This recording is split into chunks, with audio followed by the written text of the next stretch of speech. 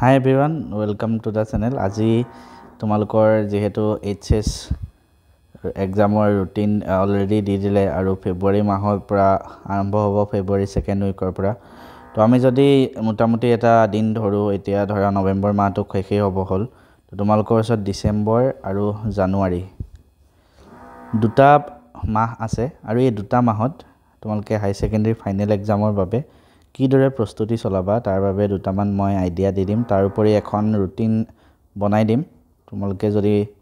ভাল পোৱা হেইমতে ফলো কৰিও চাব পাৰিবা গতিকে আহাচোন আমি ভিডিওটো আৰম্ভ কৰো ভিডিওটো আৰম্ভণিতে মই এটা পইণ্ট ৰাখিছো এটো হ'ল ডোন্ট স্কিপ কমপ্লিট এভৰিথিং তাৰ মানে কথাটো এনেকুৱা হয় আমি যেতিয়া এইচএছত স্পেশালি আমি ফিজিক্স কেমিষ্ট্ৰি ম্যাথছ বা বায়োলজি একেটাই কমন সবৰে থাকে বেছিকে তো এইকেইটাৰ ভিতৰত আমি যেতিয়া পঢ়িব চাওঁ কিবা এটা বস্তু যদি আমাৰ বেছি হাৰ্ড লাগে আমি হেতু বস্তু এৰি দিও আকৌ ম্যাথছৰ কিবা এটা চালো হাৰ্ড লাগিলে আমি ভাবো পৰীক্ষাত হয়তো এটো নাহিবও পাৰে তো আমি এৰি গুছি যাওঁ তাৰ ফলত কি হয় জানানে পৰীক্ষাত যদি এটো আহি যায় তুমি হেতু কেনেকৈ গম পাবা যে এটোই পৰীক্ষাত নাহে এটো হয়তো আহিও যাব পাৰিব তো এটো কাৰণে তুমি প্ৰথম কাম কি কৰিবা স্কিপ নকৰিবা একো গোটেই বস্তুটো খতম কৰিব চেষ্টা কৰা তুমি প্ৰত্যেকটো চেপ্টাৰৰ প্ৰত্যেকটো থিওৰি কুৱেশ্যন লাগিলে কমপ্লিট নকৰিলেও হল কুৱেশ্যন লাগিলে এনসিআৰটি এক্সাৰসাইজত ঢেৰ আছে গম পাইছো কিন্তু থিওৰি পাৰ্টৰ প্ৰত্যেকটো বস্তু বুজি সব কমপ্লিট কৰিবলৈ তুমি নিজৰ 100% চেষ্টা কৰিবা এনেকুৱা নাভাবিবা যে কিবা এটা বস্তু হাৰ্ড আছে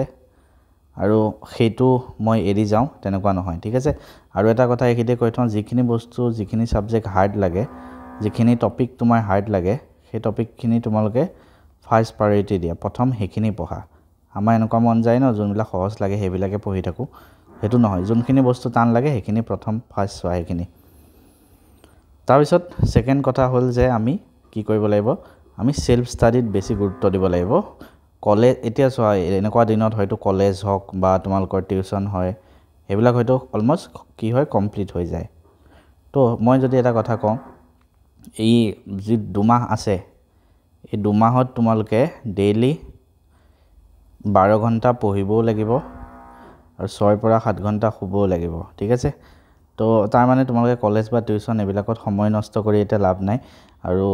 যদি টিউচন গৈও আছে এতিয়া এৰি দিয়া কাৰণ আলটিমেটলি এটা নিজে পঢ়াৰ সময় আহি গল আৰু যদি নিজে নপঢ়া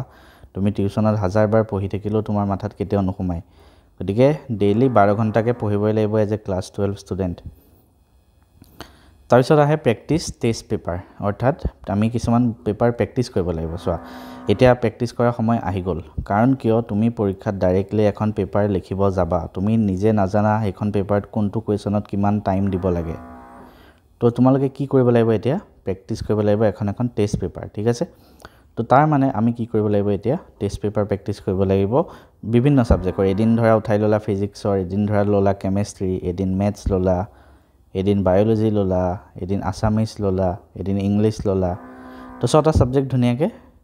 প্ৰেক্টিস কৰিবা ঠিক আছে ধুনিয়াকে কোৱেশ্যন পেপাৰখন উঠাই লবা ঘড়ীত টাইমাৰ লগাই লবা বা ঘড়ীটো চাই লবা ধৰা ৰাতিপুৱা 9টা বজাৰ পৰা কৰিলা 12টা বজালৈকে কৰিব খতম কৰি দিবা ঠিক আছে তেনেকে 3 ঘন্টা কিতাপ নচোৱাকে বহিত লিখি লিখি প্ৰেক্টিস কৰিবা তাৰ পিছত তুমি নেক্সট 1 ঘন্টাত কি কৰিবা নিজে এনালাইসিস কৰিবা যে তোমাৰ কোড ভুল হৈছে তোমাৰ কি শুদ্ধ কৰিব আছে কোনটো ইয়াতে তুমি কোনটো টপিক বেছি টান পাই আছা হে টপিকটো গৈ পেলাই তুমি বহিত গৈ ৰিভিজন কৰি লোৱা তো তেনেকে প্ৰত্যেকটো সাবজেক্টৰ বাবে তোমালোকে হেতু কাম কৰা ঠিক আছে এটো কৰিবই লাগিব কামই লাগে কিন্তু এটো সবে কৰে মইও কৰিছিলো মই বহুতখিনি টেষ্ট পেপাৰ হেনেকে সলভ কৰিছিলো এতিয়া বহুতে ক'ব আমাৰ ওচৰত টেষ্ট পেপাৰ নাই আমি কোড পাম মই তোমালোকক আইডিয়া দি আছো তোমালোকে প্ৰথম কথা এইচএসএল আগৰ হাই সেকেন্ডাৰী এক্সামৰ মানে এইচএস যেবিলাক 2020 মানৰ পৰা 25 মানলৈকে যিমানখিনি পেপাৰ প্ৰিভিয়াস ইয়াৰ কোৱেশ্যন পেপাৰ আছে হেখিনি সলভ কৰিবলৈ চেষ্টা কৰা বহুতে বিচাৰি ফুৰিবলৈ টান পোৱা বা বিচাৰি নাপায় তো মই বহুত কষ্ট কৰি বিচাৰি উলিয়াইছো তোমালোকৰ বাবে তোমালোকে আমাৰ ম্যাথছ এণ্ড ফিজিক্স আপ যোনটো এপ আছে সেই এপত গলে তোমালোকে ফ্ৰী মেটেৰিয়েলছ বুলি এটা পাৰ্ট পাবা ফ্ৰী মেটেৰিয়েলছ বুলি ওপৰত লিখা থাকিব তাতে ক্লিক কৰি দিবা তাতে এইচএস 2025 ৰ কাৰণে তোমালোকে মেটেৰিয়েলছ খিনি পাই যাবা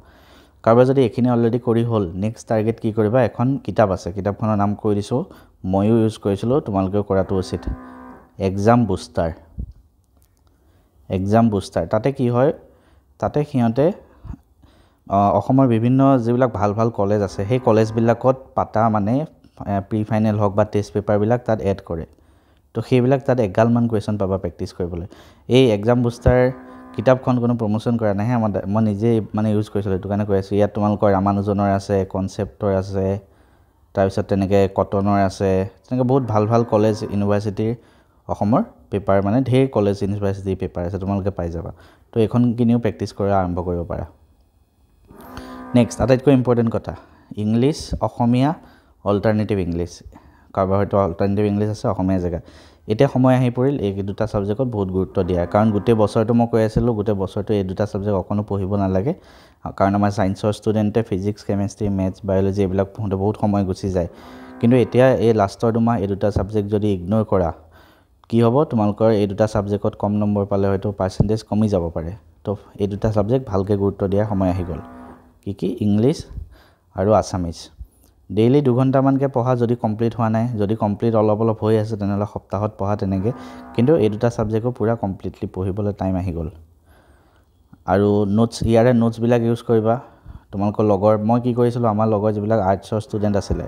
আৰ্টছৰ যিসকল টপাৰ ষ্টুডেণ্ট থাকে তোমালোকৰ লগৰতো থাকে হয়তো তো আৰ্টছৰ এই টপাৰ ষ্টুডেণ্টবিলাকৰ পৰা ইংলিছ আছামিজৰ নোটছবিলাক লৈ ল'বা কাৰণ তেওঁলোকে এইবিলাক বেছি চিৰিয়াছলি পঢ়ে আমাতকৈ মানে তেওঁলোকে বেছি ভালকৈ পঢ়ে তো এই দুটা ছাবজেক্টৰ নোটছ তুমি আৰ্টছৰ ভাল ল'ৰা ছোৱালীৰ পৰা গোটাই ল'ব পাৰিবা তেনেকৈ তোমাৰ ছেইম কলেজৰ পৰা আৰু এটা কথা কৈ থওঁ এইখিনিতে ইংলিছ ছাবজেক্টটো বহুতে টান পায় আৰু সময় নাই পঢ়িবলৈ বুজিবলৈ সময় নাই মই জানো তো তাৰ বাবে মই তোমালোকৰ কাৰণে লৈ আহিছিলোঁ class 12 English course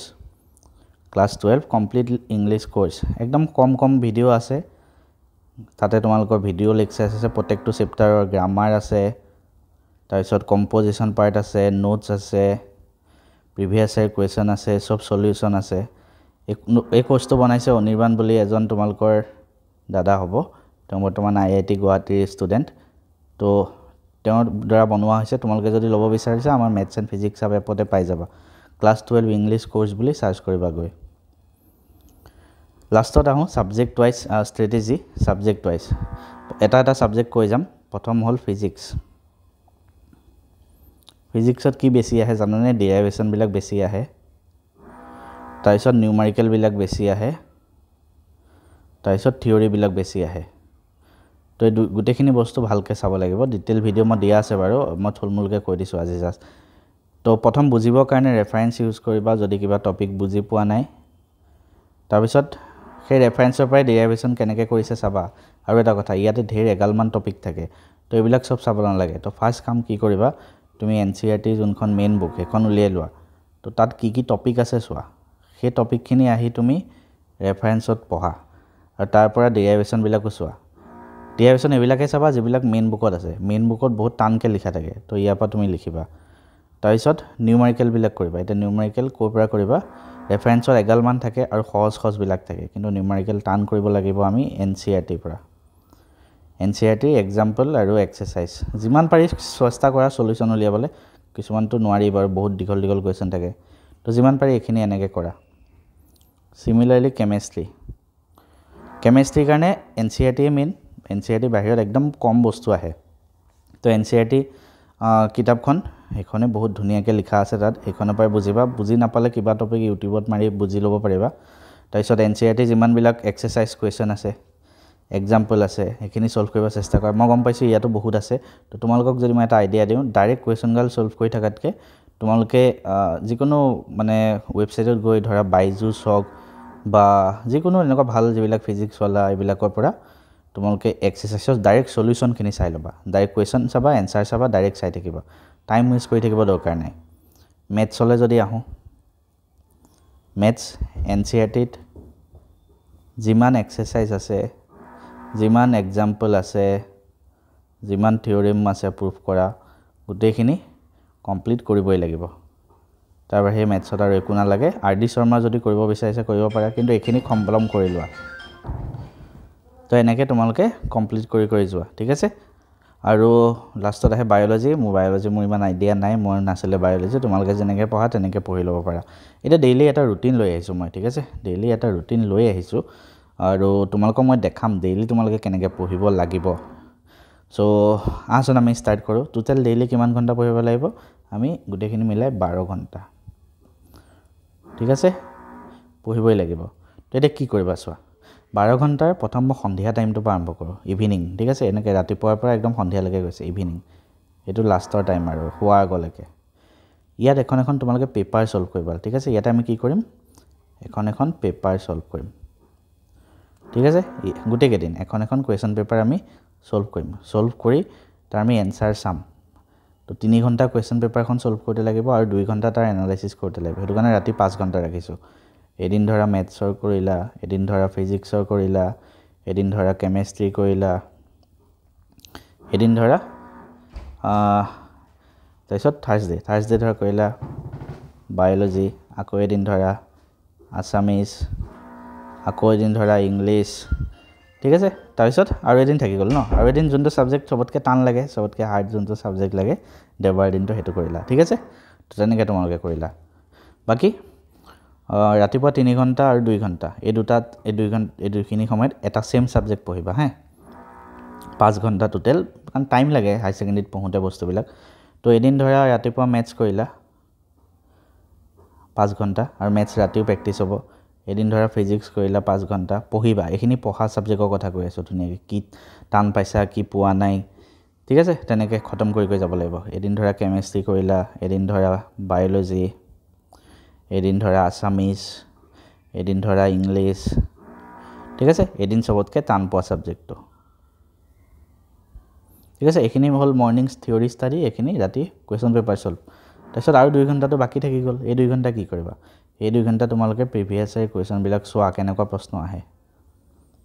previous year question paper চোৱা কেনেকুৱা প্ৰশ্ন আহে ঠিক আছে যিকোনো সাবজেক্টৰ যদি হেতু কৰিব মন নাই যদি অলৰেডি চাই থৈছা তেনেহলে এই 2 ঘণ্টা ডেইলি তোমালোকে সবতকে হাৰ্ড টপিক বিলাক চোৱা যেবিলাক টপিক তোমালোকে এৰি আহিছিলা